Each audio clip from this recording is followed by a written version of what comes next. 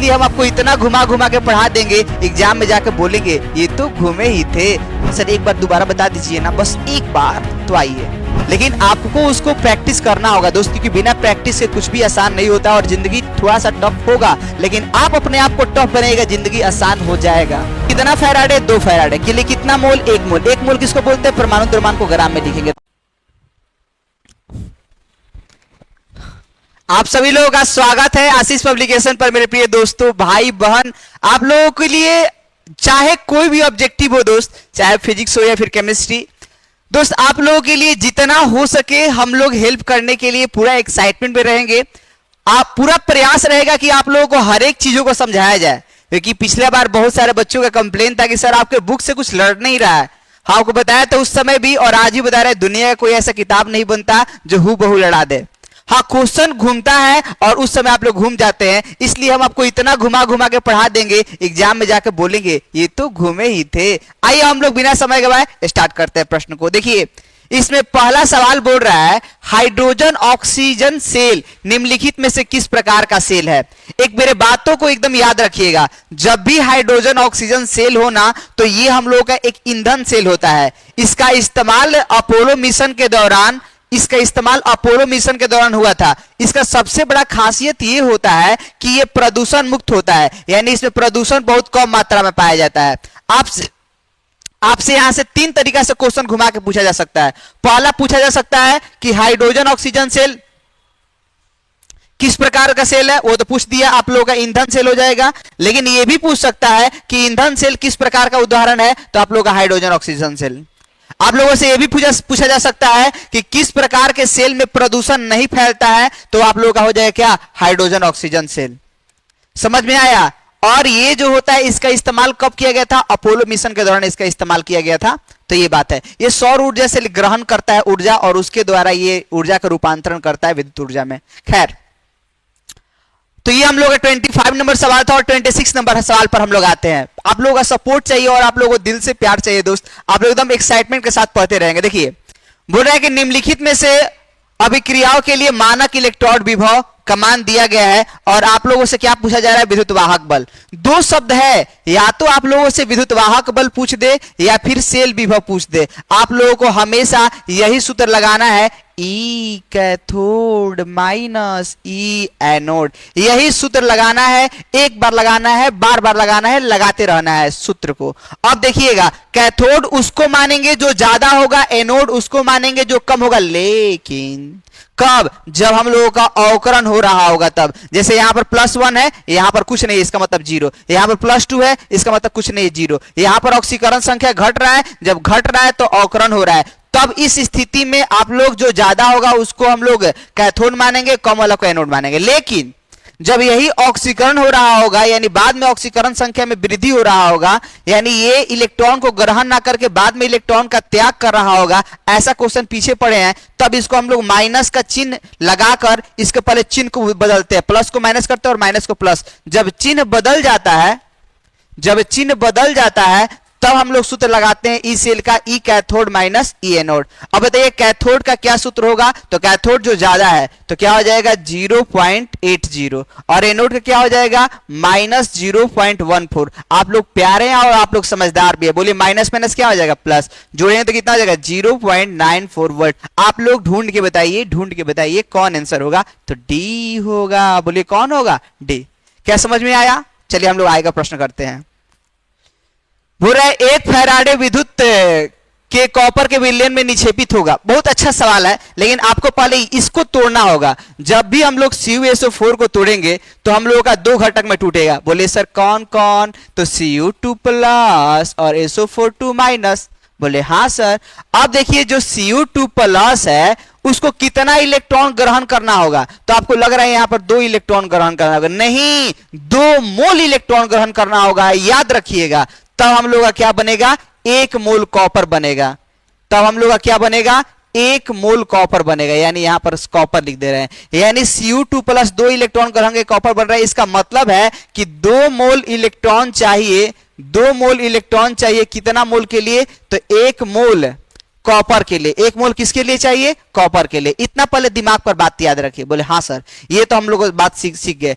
1 मोल electron पर कितना आवेश होता है, तो 1 मोल इलेक्ट्रॉन के लिए 1 इलेक्ट्रॉन, यहां पर 1 ही कहने का मतलब कि 1 मोल इलेक्ट्रॉन, 2 ही कहने का मतलब 2 मोल इलेक्ट्रॉन। और 1 मोल इलेक्ट्रॉन में कितना आवेश होता है, 1 फैराडे। 2 मोल में बोलेंगे 2 फैराडे, 3 मोल बोलेंगे 3 फैराडे। ठीक है, तो अब देखिएगा, तो 1 मोल के लिए ऐसा होगा, लेकिन यहां पर कितना लिखा हुआ है, 2 मोल, तो 2 मोल के लिए कितना हो जाएगा, 2 फैराडे में कितना हो जाएगा, 1 मोल कॉपर।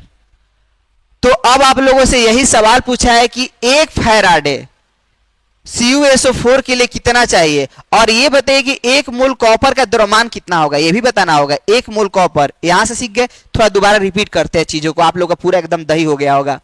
पहले ये दिया था, बोले हाँ सर दिया था, इसको 2 भाग में तोड़े, हाँ सर तोड़े, कितना इलेक्ट्रॉन ग्रहण करेगा, 2। सर एक बात है, 2 इलेक्ट्रॉन नहीं, 2 मोल इलेक्ट्रॉन ग्रहण करेगा, तो कॉपर बनेगा। बोले ठीक है सर। अब 1 मोल होता तो 1 फैराडे, 2 मोल इलेक्ट्रॉन ग्रहण किया है तो 2 फैराडे, और कितना कॉपर बन रहा है, 1 मोल कॉपर बन रहा है। 1 मोल कॉपर कहने का मतलब, कॉपर कहने का मतलब क्या है, कॉपर कहने का मतलब उसका परमाणु द्रव्यमान को ग्राम में लिखना है, और परमाणु द्रव्यमान कितना होता है कॉपर का, 63.5 होता है। कितना होता है, 63.5 ग्राम होता है, यही 1 मोल कॉपर के। तो आप लोग यहां से सीख गए कि 2 फैराडे कॉपर में कितना होगा, 63.5 ग्राम। और आपसे कोई पूछ दिया कि 1 फैराडे कॉपर का बताइए, तो ये गुना में इधर आएगा तो क्या हो जाएगा, भागा में, यानी 63.5 बटा में कितना हो जाएगा, 2। यही हम लोग का आंसर हो जाएगा। जब इसको भागा देंगे तो 31.76 ग्राम आंसर हो गया। बोले समझ में आया सर, एक बार दोबारा बता दीजिए ना, बस एक बार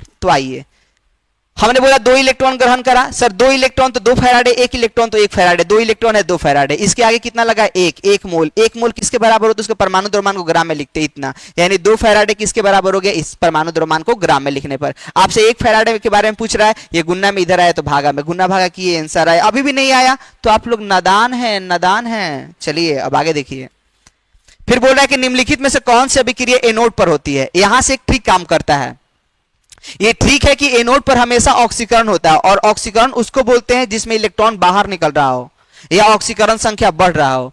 देखिए 2 तरीके से आप बोल सकते हैं। देखिए यहां पर बाहर इलेक्ट्रॉन निकला है, ये भी आप लोग बोल सकते हैं। नहीं तो और दूसरा तरकीब क्या है कि यहां पर ऑक्सीकरण संख्या +3 है, और यहां पर ऑक्सीकरण संख्या निकाल लीजिए, यहां पर 2x हो जाएगा, और यहां पर क्या हो जाएगा, -14, सॉरी यहां पर 3 दूनी का 6 हो जाएगा। यहां पर ऑक्सीकरण संख्या कितना हो जाएगा, 6।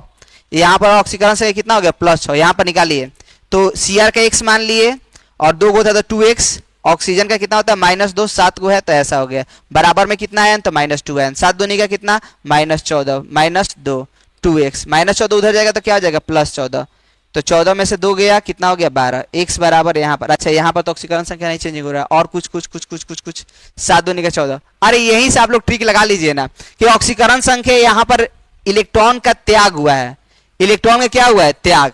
तो जब इलेक्ट्रॉन का त्याग हुआ तो हम लोग डायरेक्टली बोल देंगे कि हम लोग का ऑक्सीकरण हुआ, और ऑक्सीकरण होता कहां पर है, एनोड पर। ये थोड़ा सा फालतू का दिमाग मत लगाइए, आप लोग डायरेक्टली याद रखेंगे क्या कि जब भी हम लोग का इलेक्ट्रॉन का त्याग हो रहा होगा तो ऑक्सीकरण हो रहा होगा। एकदम दैट सिंपल, आसान है। बोलिए, यहां पर इलेक्ट्रॉन बाहर निकला, ऑक्सीकरण, और ऑक्सीकरण किस पर होगा, एनोड पर। और यदि अंदर इलेक्ट्रॉन हो रहा होगा तो अवकरण, और अवकरण कहां, कैथोड पर।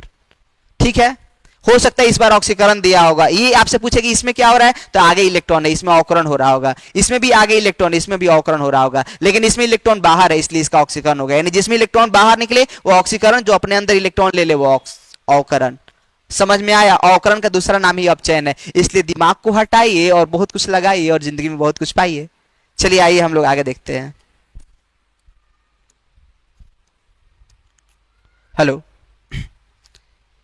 देखते चलिएगा दोस्त, और आप लोग अपने जो भी हम में सुधार हो सकता है दोस्त, आप लोग मेरे छोटे भाई के जैसे हैं, आप लोग जो भी एक बड़े भाई में सुधार करवा सकते हैं आप सुधार करवाइए दोस्त।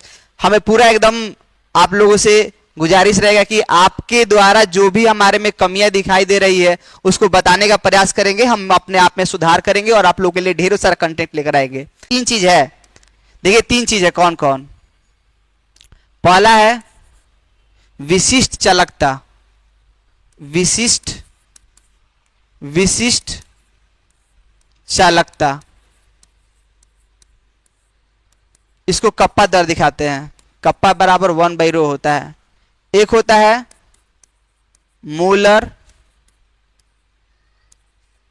चालकता, इसको लैम्डा एम से दिखाते हैं। एक होता है तुल्यांकी चालकता, इसको लैम्डा इक्यू द्वारा दिखाया जाता है। लैम्डा एम बराबर के गुना 1000 बटा में यहां पर सी होगा मोलर चालकता में। तुल्यांकी चालकता में होगा के गुना 1000 बटा में एन। अब आइए देखिएगा मात्रक क्या होगा। इसके लिए मात्रक जब निकालने चलेंगे तो इसका मात्रक होता है ओम और मीटर। कोई किताब लिखता है इसका ओम सेंटीमीटर, कोई बात नहीं, तो यहां से मात्रक लेंगे इसका तो हो जाएगा ओम इनवर्स मीटर इनवर्स, और यहां से मात्रक लेंगे ओम इनवर्स सेंटीमीटर इनवर्स। हो गया। यदि मोलर चालकता का निकालने मात्रक चलेंगे तो सी के लिए हम लोग इस्तेमाल कर रहे हैं यही वाला ओम इनवर्स सेंटीमीटर इनवर्स। और आ गया ये मोलर सांद्रता यानी मोलरता का क्या हो गया मोल लीटर इनवर्स। मोल क्या होता है लीटर इनवर्स, लीटर इनवर्स। अब ये 1 लीटर जो होता है ना 1 लीटर वो किसके बराबर होता है 1 cm³ के बराबर। तो लीटर की जगह पर हम cm³ भी लिख सकते हैं। देखिए अगला बार ohm inverse centimetre inverse mole, अब लीटर की जगह पर लिख देंगे क्या cm³ का पार क्या हो जाएगा -1। अब देखिए क्या हो जाएगा ओम इनवर्स सेंटीमीटर इनवर्स मोल ऊपर जगह क्या हो जाएगा मोल इनवर्स, और क्या हो जाएगा सेंटीमीटर का माइनस -3 ऊपर जाएगा तो क्या हो जाएगा +3 ना। नीचे -3 होगा लेकिन ऊपर जाएगा तो क्या हो जाएगा प्लस। जैसे मोल नीचे है ऊपर गया तो क्या हो गया माइनस, यहाँ पर 3 प्लस माइनस क्या हो गया माइनस, ठीक है ना। और माइनस लिख दे रहे हैं ऐसे, नहीं तो आप लोगों को आप समझा रहे हैं। जैसे यहाँ पर प्लस का माइनस गुना करेंगे, यहाँ पर -1 है, यहाँ पर कितना है -1, तो माइनस प्लस माइनस माइनस हो जाएगा, और नीचे माइनस ऊपर जाएगा तो क्या हो जाएगा प्लस। तो बताइए 3 में से 1 गया कितना हो गया 2, यानी हम लोग का मात्रक हो जाएगा ओम इनवर्स सेंटीमीटर स्क्वायर क्या हो जाएगा मोल इनवर्स। ऐसे ही जब इसका मात्रक निकालेंगे ना तो सब कुछ सेम रहता है, ओम इनवर्स भी सेम रहता है, सेंटीमीटर स्क्वायर भी सेम रहता है, लेकिन इक्विवेलेंट इनवर्स यानी समतुल्य का इनवर्स होता है ऐसा। तो आप लोगों से 3 का मात्रक पूछ सकता है, किसका किसका, या तो विशिष्ट चालकता का पूछेगा तो ओम इनवर्स मीटर इनवर्स, या ओम इनवर्स सेंटीमीटर इनवर्स। आपसे ये भी पूछ सकता है मोलर चालकता का, तो मोलर चालकता का हो जाएगा ओम inverse centimetre square mole inverse. या फिर आप लोगों से तुल्यांकी चालकता का भी पूछ सकता है तो ओम inverse centimetre square equivalent inverse. इस प्रकार से आप इस प्रश्न को कर सकते हैं। आपको अलग अलग टाइप से हमने सिखाया, लेकिन आपको उसको प्रैक्टिस करना होगा दोस्त, क्योंकि बिना प्रैक्टिस के कुछ भी आसान नहीं होता और जिंदगी थोड़ा सा टफ होगा, लेकिन आप अपने आप को टफ बनाइएगा जिंदगी आसान हो जाएगा। अपने आप को टफ बनाइए, अपने आप को शक्ति अर्जित कीजिए। देखिए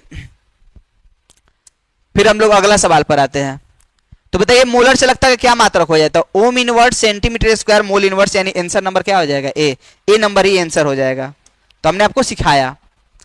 उसके बाद बोल रहा है कि NaCl के जलीय घोल में विद्युत अपघटन के दौरान, जो लोग भी पहला इसमें के हमने कराया है पहला आप लोगों का क्वेश्चन, उसमें हमने बताया कि NaCl जब द्रवित अवस्था में हो तो एनोड पे कैथोड पर क्या इकट्ठा होता है।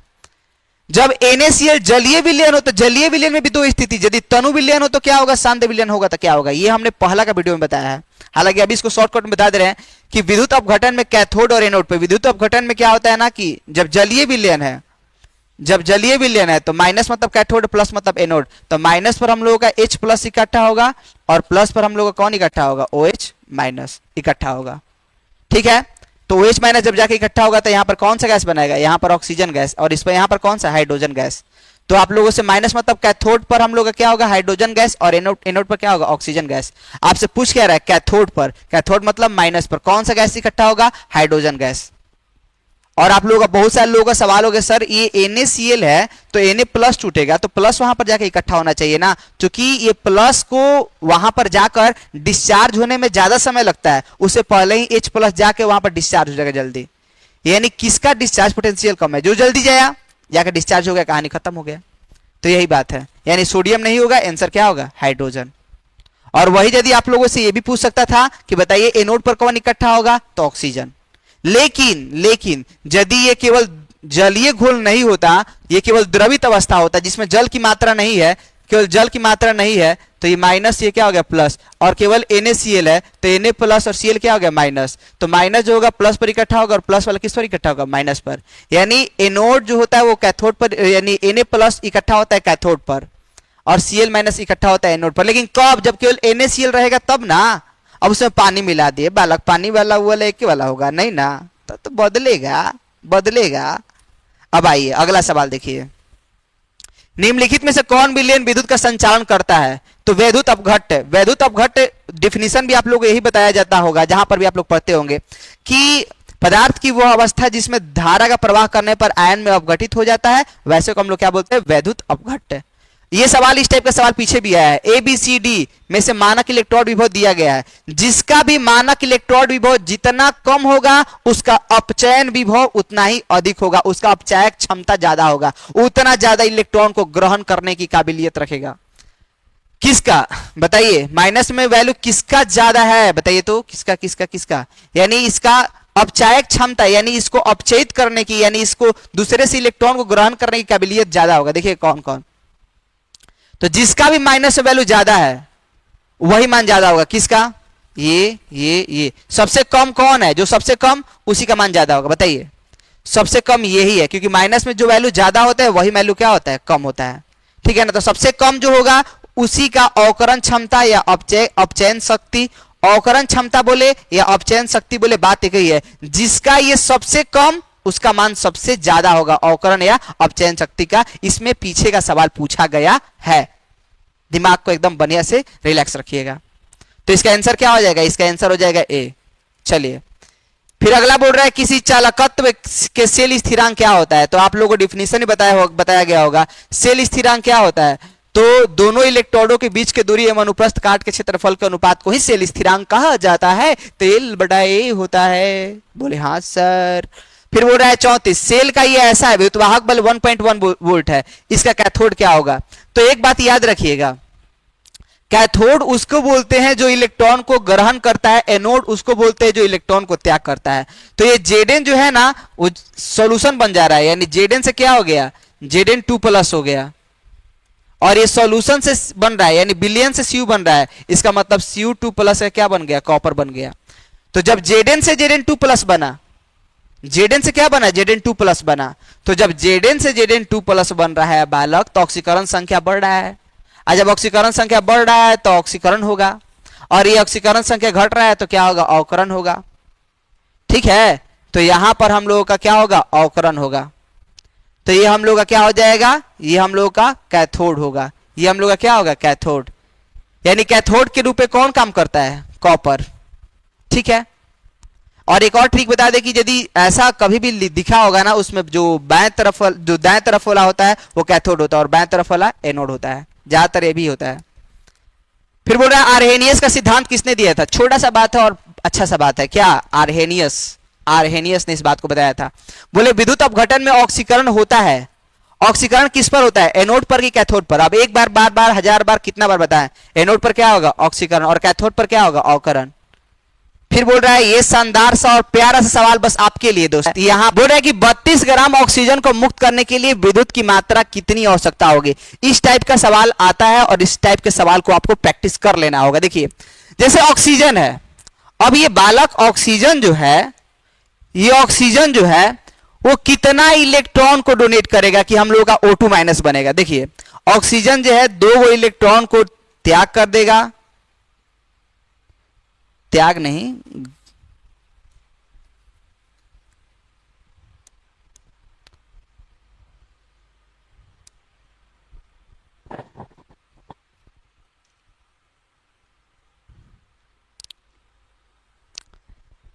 चलिए तो हम लोग 37 नंबर सवाल पर आते हैं, और ये प्यारा सवाल बहुत अच्छा है और शायद 2025 में ही पूछा गया है और ये इतना ज्यादा ही कंसेप्चुअल है। देखिए दोस्त, जैसे कभी भी ये सवाल है कि ऑक्सीजन को मुक्त करने के लिए तो आपको दिमाग लगाना है ऑक्सीजन का संयोजकता कितना होता है 2।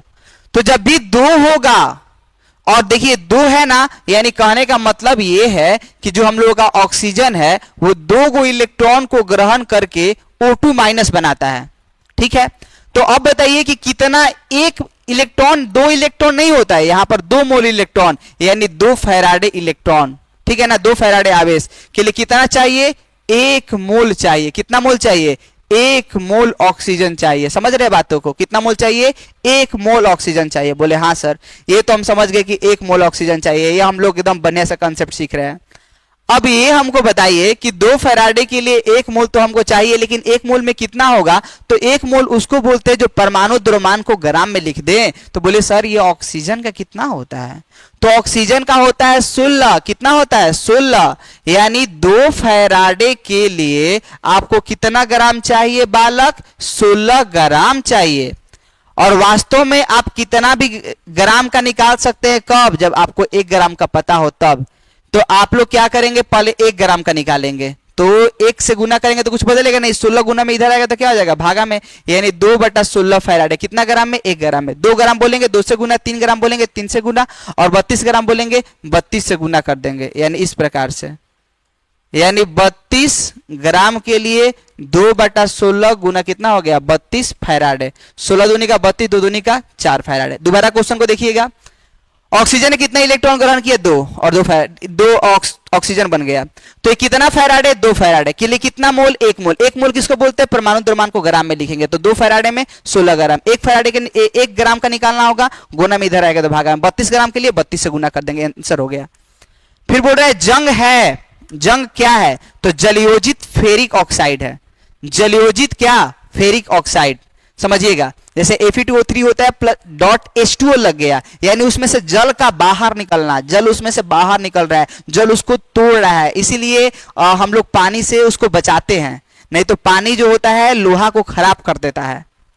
ठीक है, अब देखिए इस टाइप का सवाल पीछे भी आया है, अभी भी आया है और बाद में भी आएगा। आपको याद रखना है, जब भी आप लोग इस तरीके से सेल पूछे, सेल विभव पूछता है हमेशा, सेल विभव या विद्युतवाहक बल, सेल विभव बोले या विद्युतवाहक बल, दोनों बात एक ही है। हमेशा क्या सूत्र होगा?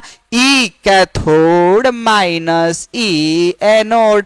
कैथोड उसको बोलते हैं, कैथोड उसको बोलते हैं, सुनिएगा मेरे बातों को, कि कैथोड उसको बोलते हैं जो वैल्यू ज्यादा होता है। वैल्यू ज्यादा कौन है? ये वाला या ये वाला। जो वैल्यू माइनस में कम है वही मान ज्यादा है। तो हो जाएगा -0.44 घटाओ -76, माइनस माइनस क्या हो गया? प्लस, -0.44 प्लस 0.76 घटाएंगे तो कितना हो जाएगा? तो हो जाएगा 0.32 वोल्ट। यही हम लोग का आंसर हो जाएगा, यानी 0.32 वोल्ट हो जाएगा। आंसर नंबर क्या हो जाएगा? बी। आंसर क्या हो जाएगा? बी। ठीक है, लेकिन वही यदि यहां पर ऑक्सीकरण अवकरण ना होकर ऑक्सीकरण हो रहा होगा तो पहले इसका चिन्ह बदलते तब घटाते। बोले ठीक है। विशिष्ट चालकत्व की इकाई क्या है? विशिष्ट चालकत्व की इकाई क्या होती है? तो विशिष्ट चालकत्व को हमने पीछे बताया, ओम इनवर्स मीटर इनवर्स या ओम इनवर्स सेंटीमीटर इनवर्स। फिर बोला निम्नलिखित में से कौन धातु का विद्युत अपघटन प्राप्त नहीं किया जा सकता है? यानी किसका विद्युत अपघटन से प्राप्त नहीं किया जा सकता है? तो जो कम क्रियाशील होता है, जैसे ये Fe है, तो Fe जो होता है ये क्या होता है कि कम क्रियाशील होगा हाइड्रोजन के तुलना में। पता चले कि उससे अभिक्रिया करने से पहले, चाहे Fe हो, कॉपर हो, खास करके कॉपर, इस तरीके के आंसर ऑप्शन में ज्यादा आता है। कॉपर, Fe, ये सब ज्यादा क्रियाशील होगा। तो जब ज्यादा क्रियाशील होगा ना तो ये तुरंत जाकर एनोड कैथोड पे इकट्ठा होगा, लेकिन ये सब कम क्रियाशील होता है। पता चलेगा उससे पहले ही हाइड्रोजन जाके वहां पर बैठ जाएगा। तो ये सब के लिए, ये सब Fe हो गया, कॉपर हो गया, ये जो होता है ये हम लोग विद्युत अपघटन से इसको प्राप्त नहीं कर सकते हैं, लेकिन जो ज्यादा क्रियाशील होता है सोडियम, मैग्नीशियम, अल्युमिनियम, इसको हम लोग प्राप्त कर सकते हैं। तो आज के लिए इतना ही रहने देते हैं। So that's all, this class is over. Thank you so much for watching this video.